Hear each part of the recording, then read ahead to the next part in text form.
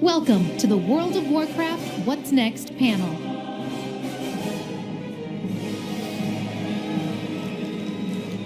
Hello, BlizzCon! So, it's such an honor to be here with all of you. Thank you for coming. Thank you for tuning in online. Could not be more excited on behalf of the entire Warcraft team to share with you what we've been working on pretty much since the moment Legion came out. The next chapter in World of Warcraft, Battle for Azeroth. Now, I know every BlizzCon is special, and I'm a bit biased here, but there's something particularly special about WoW expansion announcement BlizzCons. So, this is going to be a good day. So I know you have a lot of questions after what you've seen, and so we're going to try to walk you through a whirlwind tour of what this expansion has to offer. The setting, the story, the characters, the features, the systems, and more. So without further ado, let me introduce our creative director, Alex Afrasiabi, to tell you about the world of Battle for Azeroth. All right.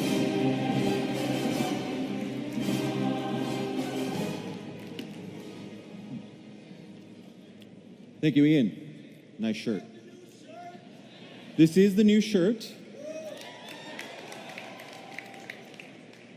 Hello, BlizzCon. It's good to see you all again.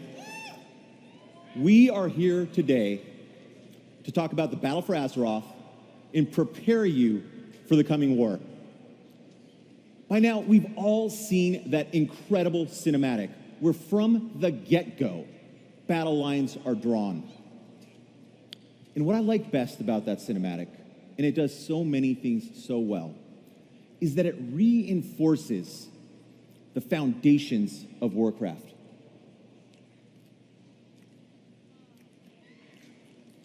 Because whether we're fighting the Burning Legion, the Scourge, Old Gods, Dragon Aspects, Elemental Lords, or yes, time-traveling orcs,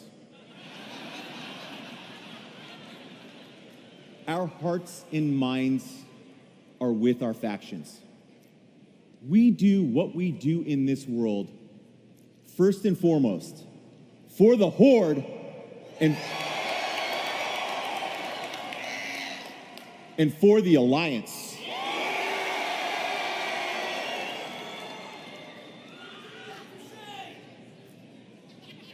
Not them. And that makes us, the champions of Azeroth, the greatest hope the world has ever known, and also its biggest threat. But this is WoW. We don't just get to watch awesome cinematics, we get to live them. Because to get to the Battle for Azeroth, you're going to have to go through the Battle for Lordaeron. Like the Broken Shore, we'll pick up where the cinematic left off. And what goes down that day will change Warcraft history forever. Now, some of you might be asking, hey, Alex, why would the Alliance attack the Undercity? It's a good question. It's a good question. Here's a better question. Why would the Horde burn down Teldrassil?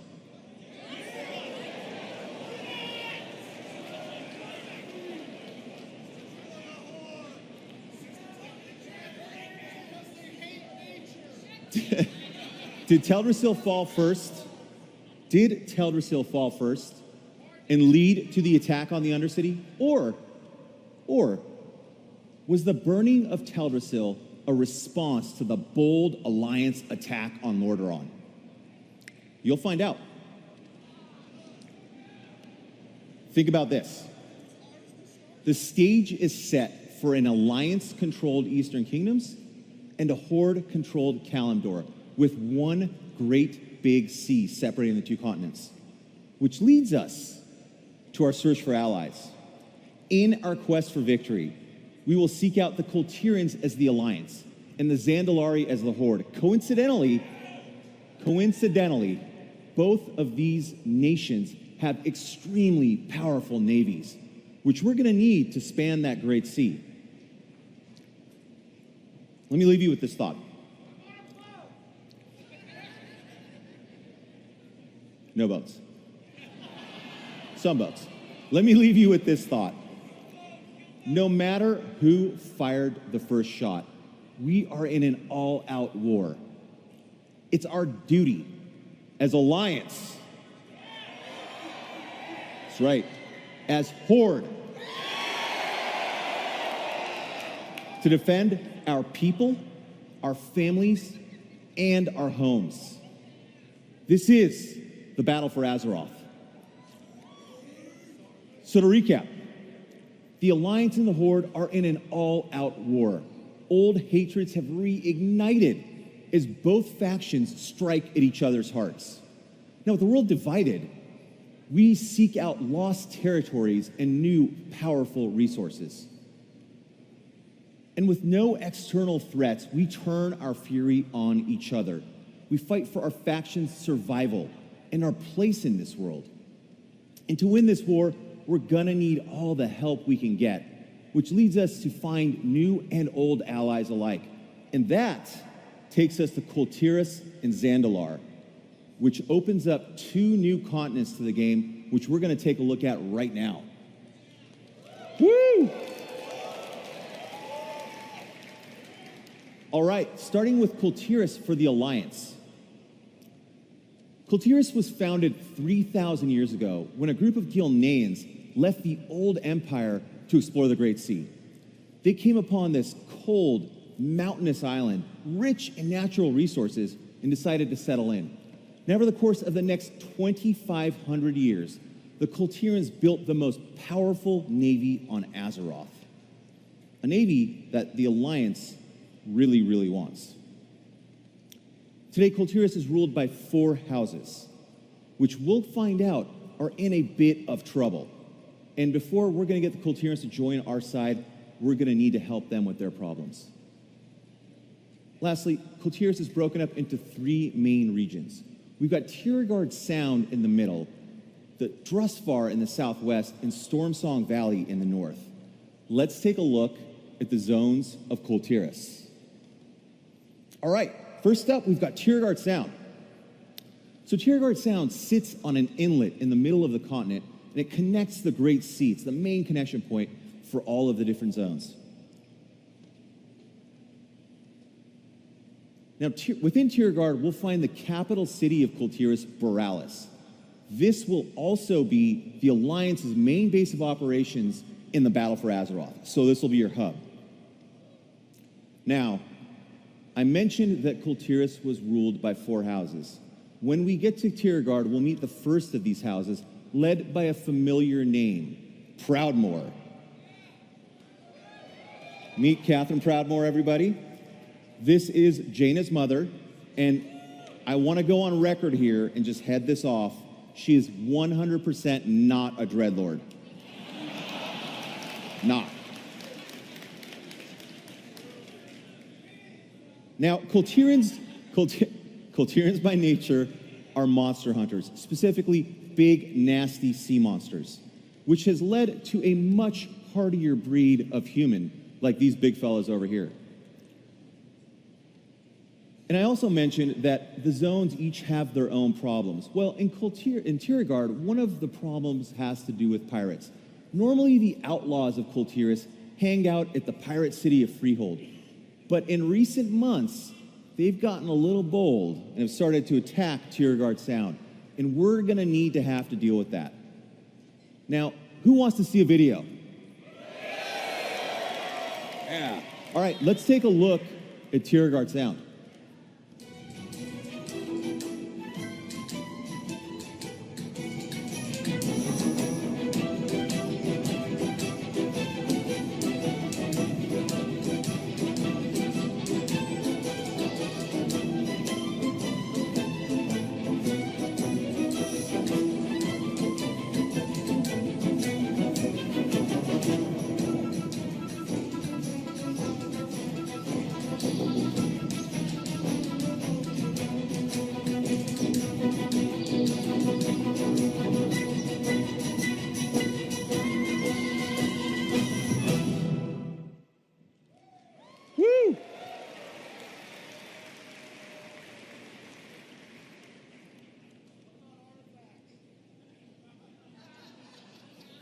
Moving on to Drustvar. There's a Q&A tomorrow. You can ask your questions there. Moving on to Drustvar. Drustvar is a forested, mountainous region that's located in the southwest part of Kul Tiras. Lord and Lady Waycrest govern this region, but in recent months, they've been suspiciously absent from public affairs. And this has been a huge cause for concern for the people that call this place their home. Now, this absence has also put a stop to the main contribution that Drustvar makes to Kul Tiras: arms and sausages. I'm honestly not sure what's worse. It feels like sausages is worse. Now, as we're exploring Drustvar and trying to uncover the mystery of the missing Waycrests and restore order and sausages, we'll find that the land is cursed. And you can start that story today on the show floor with a Drustvar playable demo. So after we're done here, make sure to get out there and give it a go. Let's take a look at a video for Drustvar.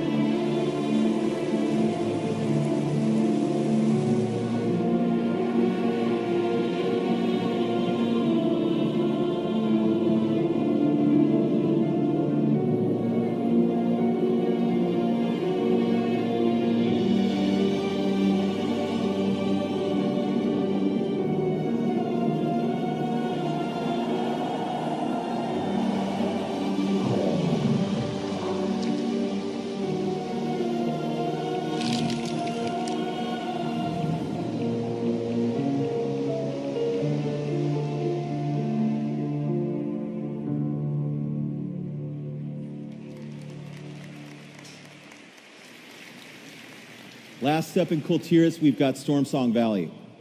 Now, unlike Tiergard Sound and Drustvar, Stormsong Valley is lush, green, and beautiful. The area is ruled by House Stormsong, and the people of this region are devoted to the sea with a fanatical religious fervor. Now, they're led by a group known as Sea Priests. It's through Stormsong and the Sea Priests that the mighty Kul Tiran Navy is built. Every ship, every piece that goes into every ship must first be blessed by the Sea Priests before the vessels are deemed seaworthy. They take their shipbuilding really seriously here. Now, when we get to Stormsong, we'll find that shipbuilding operations have come to a stop as ancient dark forces are attacking from the sea. And Quilboars. Lots and lots of Quilboars. Let's take a look at a video of Stormsong Valley.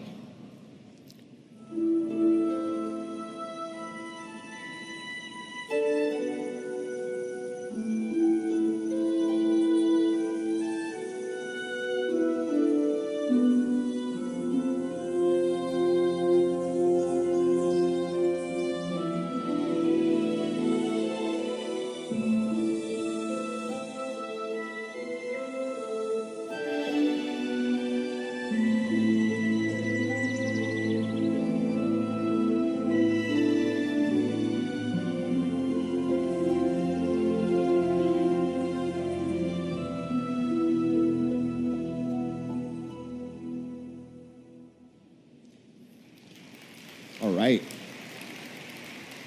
Beautiful. All right, so we've gotten a glimpse into the areas and zones of Kul Tiras. Let's switch gears and take a look at Zandalar for the Horde. Woo! So, without a doubt, troll civilizations are some of the oldest on Azeroth. And the Zandalari Empire is no exception, having been formed some 16,000 years ago. Now, the island we know as Zandalar today was actually once a landlocked mountain range, but the Sundering changed all of that when the mountains and most of the empire sank into the sea. But trolls are a hardy and resourceful race. They adapted to island life and over thousands of years mastered the seas. Today, the Zandalari have a navy that rivals, if not surpasses, the Kultirans, which makes them a very attractive ally to the Horde in this battle for Azeroth. But when we arrive there, we'll find that things are not going great for the Xanilari. And before we can get them to join us, we're going to need to restore some order. Like Kul Tiras, Xanalar is broken up into three main regions. We've got Zuldazar in the south, the Swamp of Nazmir in the northeast, and the Desert of Vol'dun in the northwest. Let's take a look at the zones of Xanalar. All right, so starting with Zuldazar itself. Zuldazar is the capital city of the Xanilari and also the only safe refuge the Xanilari trolls have in this region. They're being attacked not just from outside their borders, but from within. This will also be the capital of the Horde in this expansion as they try to keep this empire from falling apart. Now, when we first arrive at Zuldazar, we will meet King Rastakhan and his daughter, the mighty Princess Talanji. And with Talanji, we will explore and investigate a potential uprising from within Capital City. And if that weren't bad enough, Blood Troll invaders from the north, from the swamps of Nazmir, are hammering the borders of Zuldazar, making things really hard for the Xanilari. Let's take a look at a video of Zuldazar.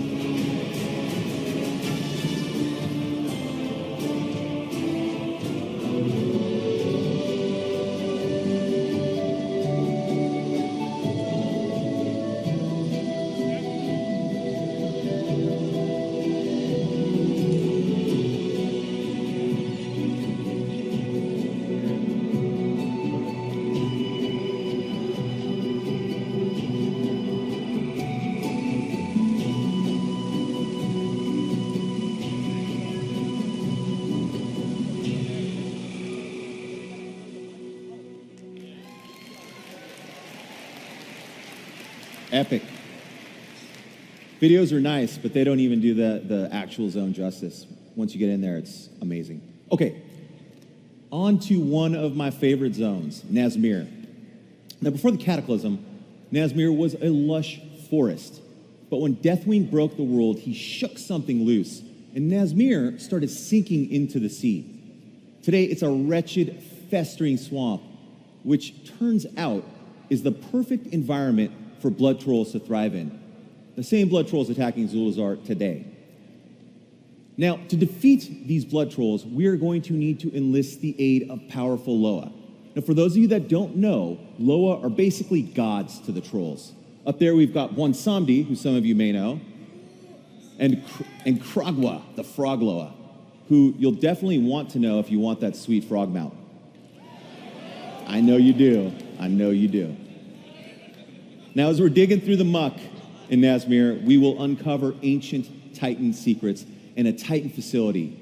And inside that facility, there might hold the key to destroying all life on Azeroth, which clearly we do not want. And I hope the Alliance is paying attention here. There are things you're going to need to do as well. And you know what's awesome? Nazmir is playable today on the show floor. So, how'd that get in there? Chris Metzen, good Lord. So let's take a look at a video of Nazmir.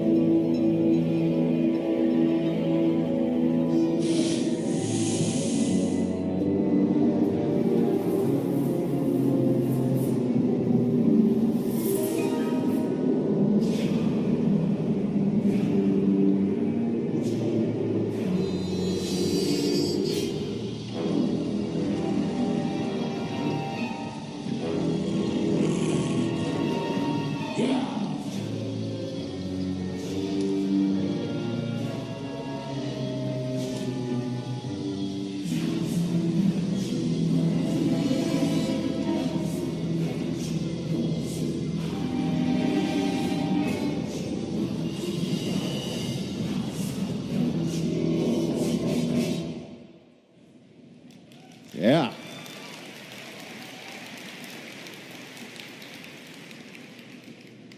All right, last up for Zandalar, we've got the Desert of Vol'dun.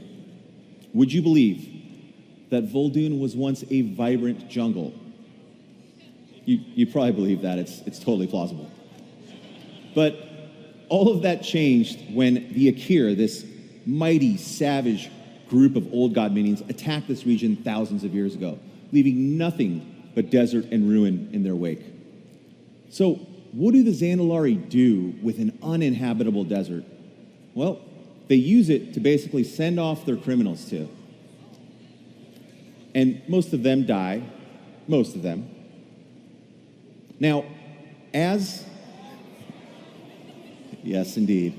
As they're even cuter in person. As we explore Vol'dun, we will come across a native race of fox people known as the Volpera, who I know we will be compelled to help because of just how cute and cuddly they are. Just want to eat them up. And Vol'dun's got its share of baddies as well, like these snake men, the Sethrak, who will make sure that your stay here is unpleasant. Let's take a look at a video of Vol'dun.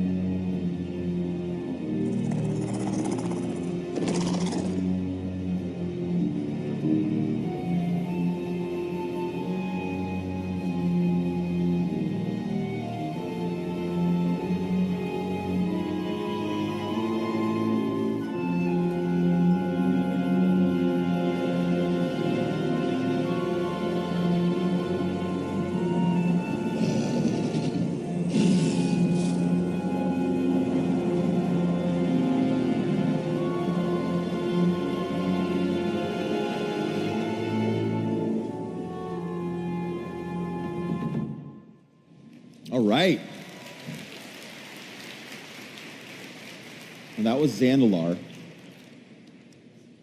Before I hand off to Ian, I want to take a minute to talk about character stories. In Legion, we did the character story for Illidan, and we really liked how that turned out across the patches. And which, by the way, it's not quite done yet. It'll get there pretty soon. So for Battle for Azeroth, we want to do a lot more of that. We want to involve more characters. So we want to follow the lives of Anduin, the Lion of Stormwind, and Sylvanas as they lead their people through this war. And of course, we're going to adventure with Jaina as she goes to her homeland, Kul Tiras. We'll find out where she's been, because I know you're all asking. Where she is at today, and most importantly, where she's going. What about Thrall? Where is the orc that founded this new horde?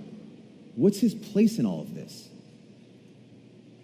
And lastly, we're not going to go to the cradle of troll civilization without exploring the story of our favorite troll, Vol'jin. Thank you, everyone. You've been an amazing audience. Ian's up next.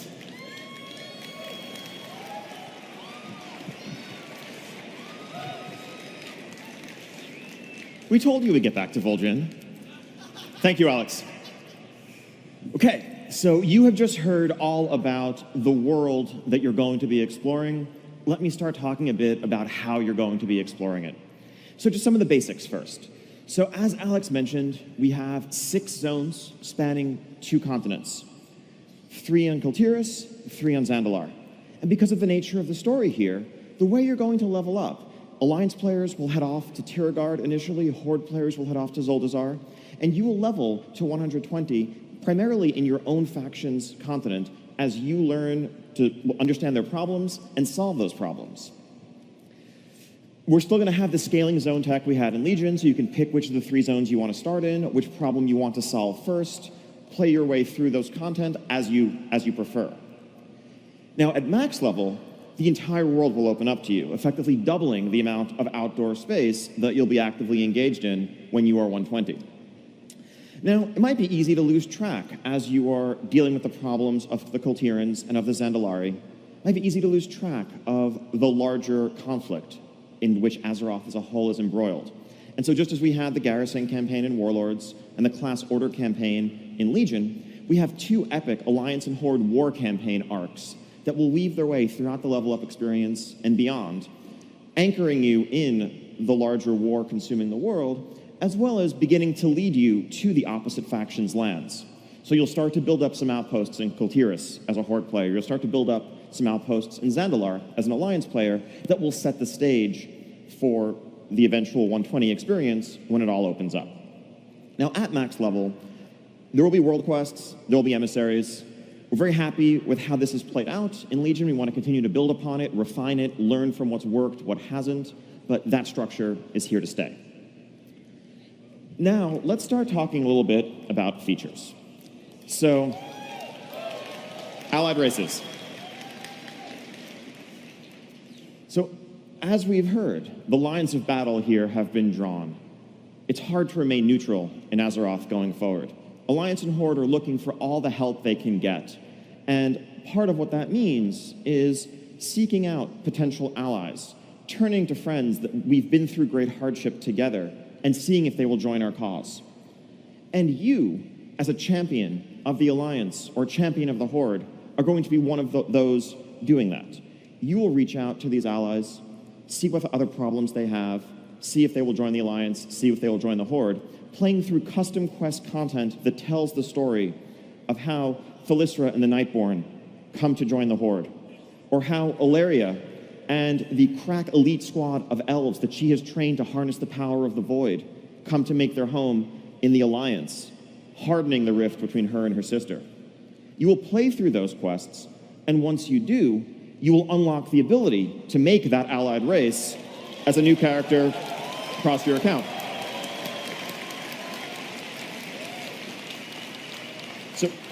So unlike traditional races where you just buy the expansion, you can make them right away, this is something that has much more story context to it. This is something that will be earned. We need to tell the story to explain why these races came into the faction, and it's up to you to make it happen. Now, allied races, like regular races, have new racials that are appropriately flavorful for where they're coming from, varied customization as makes sense for what the race is. Lightforged Draenei have various holy markings across their body that you can customize. Lots of facial hair options, of course, for the Dark Iron Dwarves with their ember-flecked beards from their time by the Forge. But one difference is that allied races actually begin at level 20. They're a bit more advanced, and we know that if you're playing one, you're a bit more advanced as a player. You're already established in World of Warcraft. So you will start off venturing to Stormwind, venturing to Orgrimmar as a fledgling member of your race, looking to aid your new allies. You'll adventure throughout the world, do what you can on their behalf, and eventually make your way to join the front of battle at max level. Now, you can race change if you want once you've unlocked them. You can boost an allied race. We don't want to limit those options. If you've played, let's say, a Dwarven Paladin for years, but in your heart of hearts, you've always wished you could be a Dark Iron Dwarven Paladin, we don't want to make you make a new character or abandon your main to make that happen. But at the same time, we also want to make sure it doesn't feel like that's the right or only or efficient way to do this. So if you level an allied race from 20 all the way to max, you will unlock a set of heritage armor, a cosmetic appearance that reflects the essence of what it means to be a Nightborn Elf or a Dark Iron Dwarf, that you can show off so that everyone who sees you understands what you've done. So just to sum up here, we have six allied races coming with Battle for Azeroth, but this is a system that's a foundation upon which we can continue to build in the future. Azeroth is full of countless potential allies, and we can use all the help we can get.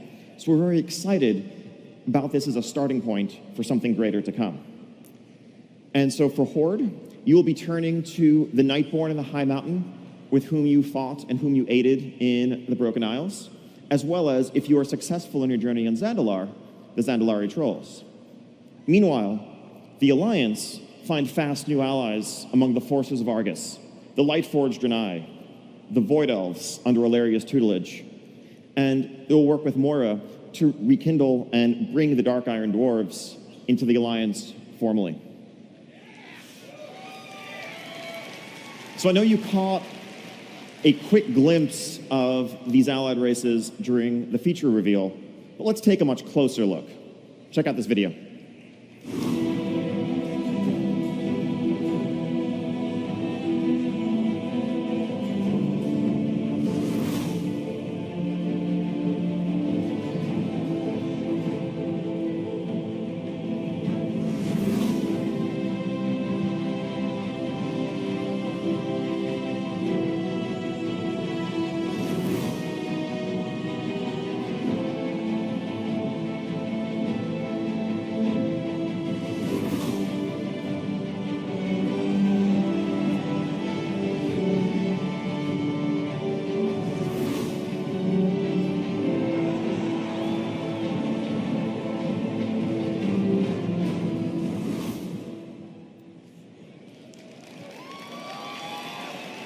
So, pretty cool.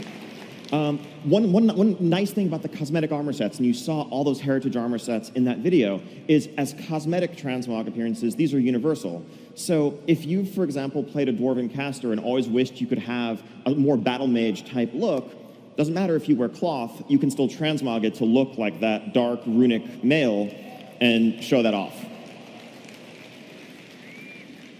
So now, I just mentioned that we are inviting players to journey through Azeroth once again, to start off with these Allied races at level 20 and explore. Now, if you've done something like that recently, you've probably noticed the experience is kind of rough around the edges.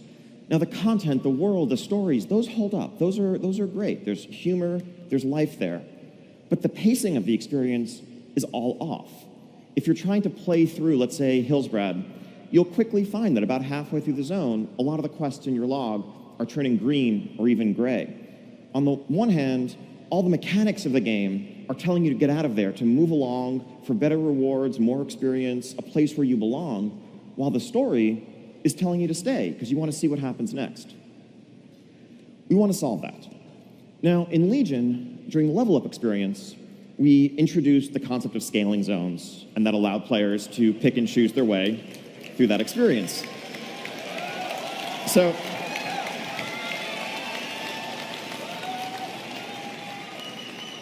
you have it figured out. I don't even need to give this presentation. But you can see where this is going.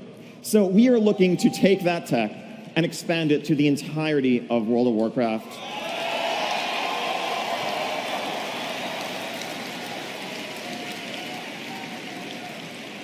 Yeah, we are super excited about this too. There'll be a couple of little differences in how it plays out here versus how it did in Legion. So first off, we don't want Westfall to scale all the way up to, let's say, level 110. So within these regions, there are level ranges with minimums and maximum levels for two reasons. If you are a brand new undead, you're a Forsaken starting off in Tirisfal Glades, we think it's important that when you look eastward towards the Plaguelands, there's a little bit of terror there. That's a scary, dangerous place. You're not strong enough to go there. And if you try, Welcome Bear will come out and hug you, and then you'll be back at your graveyard. And that's how it works. On the other hand, if you're a seasoned adventurer returning from a campaign in Northrend, and you come back to Elwyn Forest and find that the wolves and the bandits there are now still an even match for you, that kind of undermines your progression. So we're thinking about a structure more like, imagine Westfall scales from 10 to 60, imagine Burning Steppes scales from 40 to 60.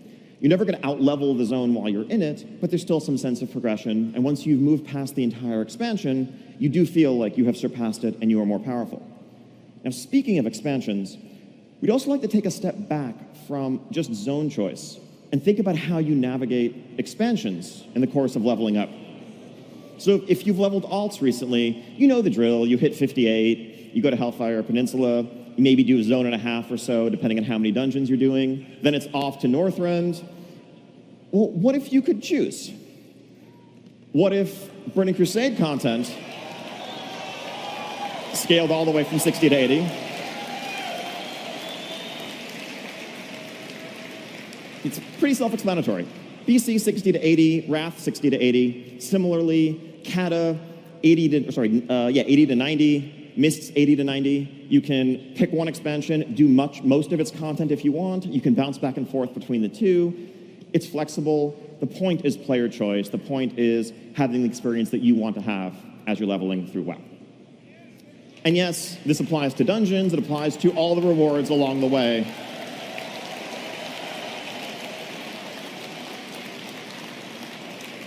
So yeah, it's awesome to hear the excitement. We are every bit as excited about this.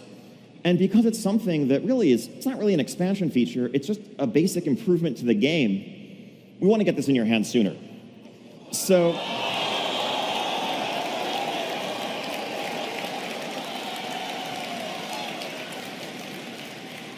you may have noticed the patch that just went live was 7.3.2. That was a small infrastructure thing. We have a proper 7.3.5 around the corner. It'll be coming to PTR in just a few weeks, and you will be able to see the beginnings of many of these improvements there. We can't wait to hear your feedback. We want to get this in your hands ASAP.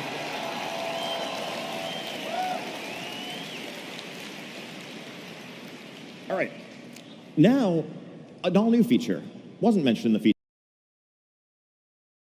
The battle for Azeroth is a battle between the Alliance and Horde for control of our world, but it's also a battle in which we will all be asked to stand up to safeguard our world. We will need to fight for its survival. And in the aftermath of the Legion's attack, our world is actually direly wounded. And Magni, speaker for Azeroth, speaker for her world soul, will reach out to us as some of her greatest champions and summon us, where we will commune with the world soul at the very beginning of our journey, and we will receive a gift from Azeroth herself, an artifact-quality medallion called the Heart of Azeroth. Now, your artifact weapons that you currently wield, those will be consigned to history. They will go out in, they will receive a proper send-off. That story has yet to be told, but we'll get there. But your companion in your journeys throughout the battle for Azeroth will be this medallion known as the Heart of Azeroth. And as Azeroth herself suffers, as she bleeds, her life essence actually seeps out throughout the world. It's incredibly powerful. It's a substance known as Azerite. And the unique property of this medallion is that when you encounter Azerite, when you come across it, a portion of that power will be reabsorbed, reconstituted into this medallion, into this Heart of Azeroth. Now, unlike the artifact weapons that you wielded in Legion, this artifact isn't something you're going to customize, doesn't have a huge trait tree to it, but what it does do is it serves as an incredibly potent power source that will unlock latent properties in many of the pieces of armor that you're going to come across and acquire throughout your journeys. So we're going to talk a lot more about this system in detail right back here at 4 o'clock in our gameplay and systems deep dive. But let me give you a quick overview, and then Russ Peterson and others on the team will dive much more deeply at that point. So this is some early UI concept art for how this might play out. Here you see a helmet, and these concentric circles each reflect tiers of powers, where you can choose one tier from each ring, one power from each ring. And your ability to access these tiers, to unlock them, will depend on how strong your amulet is. A stronger helmet will require more levels in your amulet to equip, to access. But basically, when we looked at the artifact system, there were a lot of elements of progression that worked very well. There were others, such as making hard choices between empowering one specs weapon versus another, that weren't so great. Or lots of the inventory clutter, things like that. We're looking to improve a lot of the aspects of the system. We also want to give ongoing options for choice and customization, rather than the artifact weapon system where you made tons of choices back in September when you were first filling out the tree, but it's been largely linear progression since then. In this world, each piece of armor, in a handful of slots that we select, we currently have 3 in mind, will offer a potential for customization and choice in a handcrafted way. These are not random traits, unlike the Netherlight Crucible. A helm is a helm is a helm, and you can pick what you want to suit your playstyle, to suit your needs as you progress through the world. Again, more about this later. Now, islands. Island expeditions. So many of you may have been wondering as you saw the feature trailer, when you saw, plunder uncharted isles, you're probably wondering to yourself, what is an island? Well, an island is a body of land surrounded on all sides by water. Moving on. Okay, so island expeditions. Island expeditions have you exploring uncharted isles scattered across the Great Sea. As we've mentioned, Alliance and Horde are locked in this stalemate, and they're seeking all the aid they can get. And there's all this unexplored land, with reports of azurite, this substance I mentioned earlier, bubbling to the surface, as well as other unclaimed resources that could aid the war on the home front. And so Alliance and Horde are both sending their scouts out to scour the sea in search of these locations. And that will naturally lead to the Horde and Alliance coming into conflict in the New World over these small pieces of territory as they each try to claim these resources and take them back home to fuel the war. Now, what does that mean for you, the player? So Island Expeditions are 3-player cooperative gameplay, role agnostic, and they are a culmination and a reflection of lessons that we have learned throughout many years of developing content, many expansions worth of content development, ranging from Mists of Pandaria scenarios to scaling difficulty in Mythic Keystone Dungeons, to randomization and variability of world quest spawning, and more. The theme here is one of exploration, of when you set out for an island, when you set out to an island, you don't know exactly what you're going to find. Even if you've been to that island before, on one visit, a given island might be occupied by a settlement of trolls. Some are peaceful, and if you work with them and perform quests for them and solve their problems, they will give you some of their stores. Others are hostile. You might return another time and find that an ancient curse has wiped out life on the island, and undead are rising from their graves, and there are crypts for you to explore. Yet another time, a band of marauding Mogu might have come from Pandaria, taken over the island themselves, and set up shop. In all of these cases, you're going to find different friends, different enemies, different challenges, different events, different objectives. It's going to be one of the most, if not the most, variable, dynamic, replayable experiences we've ever offered in World of Warcraft. And to add another layer of dynamic gameplay here, again, as I mentioned, this is about Horde and Alliance skirmishing. And so, as you and your 2 allies roll up in a Horde ship, you will also find that shortly thereafter, 3 agents of the Alliance have arrived. Now, these are NPCs, but they are not any NPCs that you've ever seen before. They're not just looking to run up to you and punch you or cast fireballs at you. They're not like scripted boss encounters. They're a bit smarter than that. They'll behave strategically, they'll behave tactically to complete objectives on the island and to thwart you as you try to do that as well. So even if you were on the exact same island, it still wouldn't play out the same way twice because you're contending with variable opposing forces and having to deal with them the whole way through. And finally, if you want to match wits against 3 other players, you can do that too. And so these island expeditions can create an all-new type of PvPvE gameplay where you are completing objectives, racing against enemy players to do so, and killing each other where it makes sense. All right, so on the other end of the spectrum, from island expeditions are small-scale skirmish in the New World. Warfronts tell the story of large-scale battles back on the home front. This is the battle for Azeroth between the Alliance and the Horde. This is what all the resources are for. This is what the alliances are for. This is the fight that we need to win. And what does large-scale battle mean for us? Well, we have so much fantasy to draw upon here, going all the way back to the real-time strategy roots of the franchise, going back to Warcraft 2, going back to Warcraft 3. Let me give you this hypothetical fact pattern. You are the commander of an Alliance expeditionary force tasked with landing in enemy-controlled lands. Secure an outpost, build it up, secure supply lines, protect them, build up your base, upgrade your buildings, train troops, and then lead them out into enemy territory, eventually sieging and overwhelming the enemy fortification and crushing them.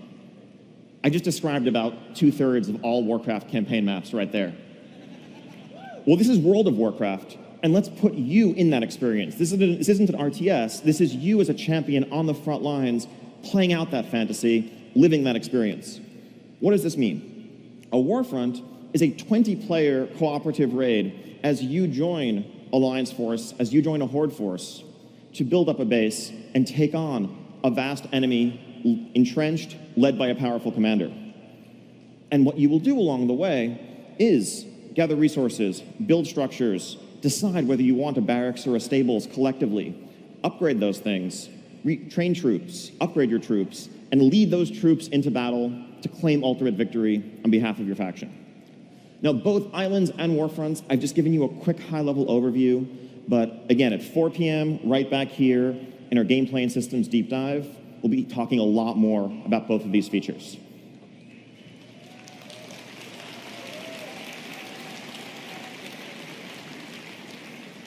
Okay. Now, the last couple of features I've talked about are primarily PvE features against large NPC armies. Battle for Azeroth is also going to be a great expansion for those of you who love PvP. So first off, we're adding a couple new arenas. We have a new arena coming in Kul Tiras, a new arena in Zandalar, capturing the aesthetics of those places, new environments within which you can pit your skills against one another. We also have a new battleground coming called the Seething Shore. Now, this battleground is located just off the coast of Silithus. For some reason, the Alliance and the Horde have decided that this barren stretch of desert is worth fighting over. I don't know why. There's nothing interesting going on in Silithus, but for some crazy reason, commanders of both factions decided to go fight over it. Weird. But as it turns out, for some reason, there's a lot of azurite that seems to be bubbling to the surface in Silithus, and this becomes a natural point of contention. So the way this plays out is as a new type of battleground that has dynamic control points. So imagine Arathi Basin, if there were multiple possible flag locations, and you never knew exactly where the control point was going to spawn, you had to adapt, you had to keep on the move. Here's a quick look at the layout from an internal sketch of this battleground. Each of those crystal nodes you see on the map is a potential point where an azurite fusion could occur. I think there's about 3 active at a given time. So as you're skirmishing over control of one, you might see the one has popped up on the other side of the map. You have to make a choice between how many people you're going to keep to try to contest the current one versus who's going to break off and try to claim the new one. Very fast-paced action, keep you on your toes, really excited about this. And it's actually part of the story that we're telling. It's part of the events that will lead up to Battle for Azeroth. So as such, we also want to get this in your hands a bit before Battle for Azeroth itself. So keep an eye on the PTR, and we want to get this coming your way soon. We're also going to continue to expand upon successful systems like the PvP brawls. We want to keep adding new ones. All of those things are here to stay. But that's instance PvP. I know there are many of you for whom world PvP is what you're all about. Whether it was 13 years ago ganking noobs in Stranglethorn Vale, making people switch to their mains to come get you, or just being a terror of World Quest areas today, it's the thing that you love. And you might feel like it hasn't been treated with the respect it deserves over the years. We agree. In a lot of ways, our PvP rule set for World PvP hasn't really changed since 2005. I guess we got rid of dishonorable kills about 10 years ago. So we should bring them back. No. But the way in which you play the game has changed tremendously. Over the years, server transfers opened up. People want to move around to play with their friends, to find new guilds.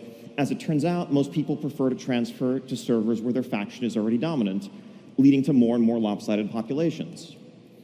Ease of travel around the world and power scaling have changed significantly. You could be trying to fight someone, and they could, CC you, get away, mount up, fly away, you never see them again.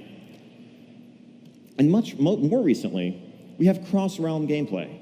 You might join a World Quest group in the Pre-Made Group Finder, and even though you're on a PvP server, you could join the group and suddenly find that you're surrounded by orange names because you just landed on a PvE realm, or vice versa. In a lot of ways, our rule set doesn't necessarily make a ton of sense for the way the game is right now and how people play the game. That's something we'd like to re-examine. And so I think there's 2 audiences that we're thinking of as we approach these changes. First off, there are likely many of you in the audience and watching at home who play on PvP servers today, but it's not really the gameplay you're looking for. You're there because that's where your friends wanted to be, that's where you ended up many years ago. You don't want to pay money for a server transfer. You don't want to leave your friends to change that. But you might be actually sitting here hearing about and thinking about this expansion we're talking about, where you'll be venturing into enemy-controlled lands with a bit of trepidation, thinking that sounds actually pretty frustrating. On the other end of the spectrum, there are those of you who love World PvP and feel like, exactly, and feel like that's part of what makes World of Warcraft, and you want more of it. You want it to be more balanced, you want it to be more interesting, and you want it to occur more organically. We agree. So the core of the changes we're looking at are actually, first and foremost, getting rid of this arbitrary division between PvP and PvE server rule sets, where you're locked in permanently on a given server, and unless you transfer and leave your friends, you can't change that. We want to make this an individual toggle, unifying our servers into a single rule set. So when you are in Stormwind, you're in Orgrimmar, you're in Dalaran, you can choose whether you want to PvP flag, you want to opt into PvP, or not. And if you do, when you venture out into the world, you'll basically be on a PvP server, PvP rule set, with other people who've also opted into that gameplay. And if you don't want to, don't. What this lets us do, on the one hand, people who feel trapped on PvP servers now have an easy way out. On the other hand, we have a foundation upon which we can build a new generation of World PvP content. In the past, whenever internally we would think about and debate ideas for really cool World PvP stuff, it always ran into this roadblock of, well, what does that mean if you're on a PvE server? Does that just mean that half of the players of our game can't access that content meaningfully? And that always felt like a really large stumbling block. We could create all new content, whether it's bounty hunting quests or quests that send you to assassinate high-value targets in enemy territory, and encourage some of that organic conflict and reward it in a way that we never could before. Now, also, we realize you may be hearing this and thinking, well, why would I ever activate PvP just to go out and do my world quests? That feel like this is probably just going to be a bunch of people deathmatching across our zones, turning them into giant arenas. And that's not actually what World PvP is about, right? World PvP is that organic encounter that occurs. And so, in order to offset that inefficiency, we do want to offer some bonuses to something like experience gain, reputation gain, where it makes sense for questing with PvP mode enabled. The point of this is not to make this feel like the right or the only way to play if you don't like PvP, but rather to make it feel like it's worth your time if you do. Play the way you want to play. We'll have a lot more to talk about this in the future, but the aim of these changes is to build a foundation upon which we can make World PvP great again.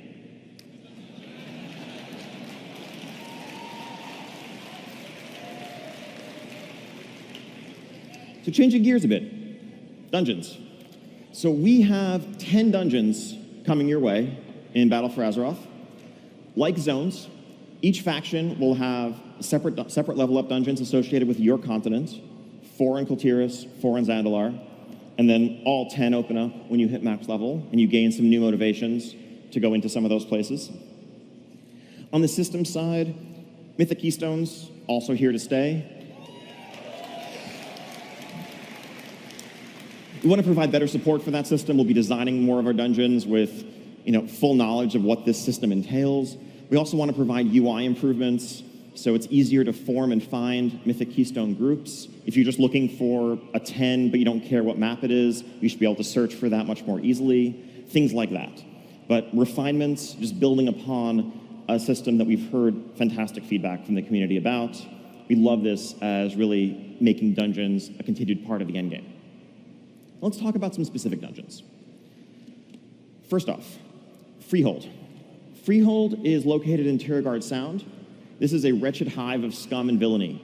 It is full of brigands and outlaws and cut purses, and you're going to have to go through this place if you want to put a stop to some of the problems that Kul Tiras is facing. Let's take a look at a video of Freehold.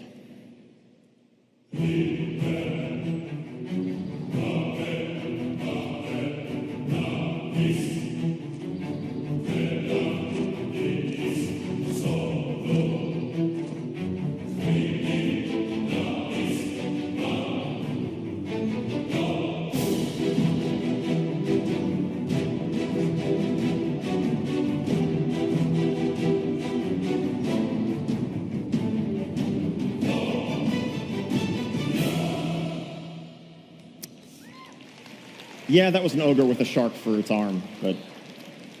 Okay. On the other continent, we have a dungeon known as a Tal Dazar. This is a tomb of ancient Zandalari kings located in the zone of Zuldazar. But there are dark forces present here. Trolls conducting horrible rituals, dinosaurs, undead dinosaurs, and all sorts of other threats. Let's take a look at a video for this dungeon.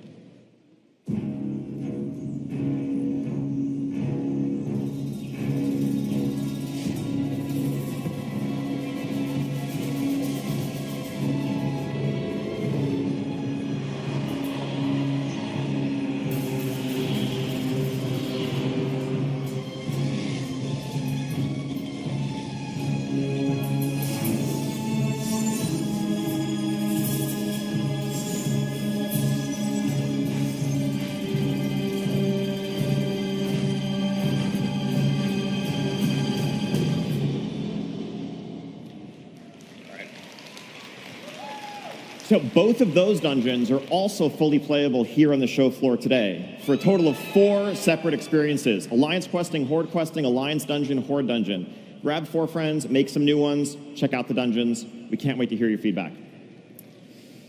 So other dungeons, as I mentioned, there's 10. I'm not going to talk about these in great detail, but these are scattered across the new lands.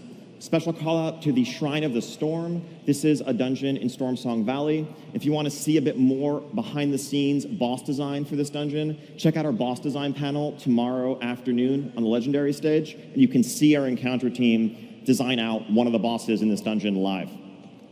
The very bottom of this list is also a place that's not in Kul Tiras and not in Zandalar, Kazan. Now, this is a favorite location of ours we've wanted to revisit for some time. Knowing goblins, if you do, you might not be surprised to hear that once word spread of this substance known as Azerite, they immediately set out to dig and dig and dig and see what they could uncover to control it for themselves. And who knows what else they found in the process. Should be a fun trip. Now, moving on to raids. Quickly here, since I don't want to go in too much detail into the nature of this raid because it's hard to do without tremendously spoiling pretty much the whole story of Zandalar, and I don't want to deprive anybody of the experience of learning what happens as intended through Datamine broadcast text. But this raid is the Titan facility Alex mentioned earlier, located in Nazmir, known as Uldir Halls of Control.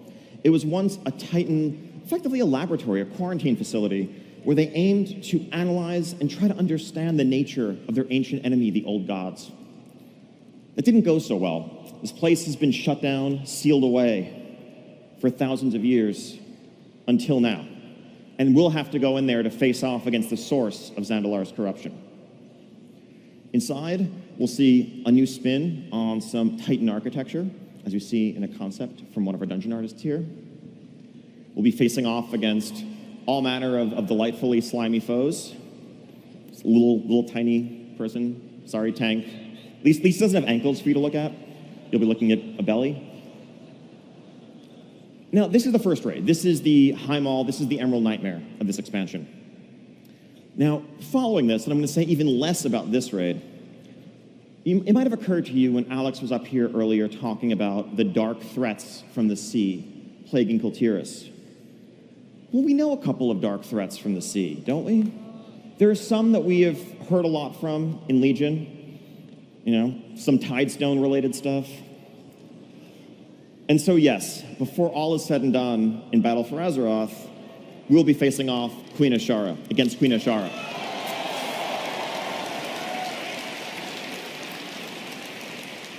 So, lots more story to tell on that front. And yes. And so, the stage is set for the Battle for Azeroth. We have Crimson Red continent in the west, royal blue in the east, and a vast expanse of ocean in between. We as champions of the Alliance and the Horde will set out to explore islands, battle on war fronts, and uncover mysteries that threaten to undermine the very world beneath our feet. Because at the end of the day, does it matter who wins the Battle for Azeroth if there's nothing left for the victor to claim? So thank you so much for coming out. Thank you so much for joining us for the beginning of this adventure. It's always a joy. We have so much more information to share over the course of the afternoon here at BlizzCon, starting in just a few hours right back here on this stage. And if you have any questions about what you've heard, submit those questions up at the Darkmoon Fair or online for our Q&A tomorrow afternoon, focused exclusively on Battle for Azeroth content and what lies ahead. Also check out our art panel and Legendary stage tomorrow, and so much more. Thank you so much. Welcome to BlizzCon.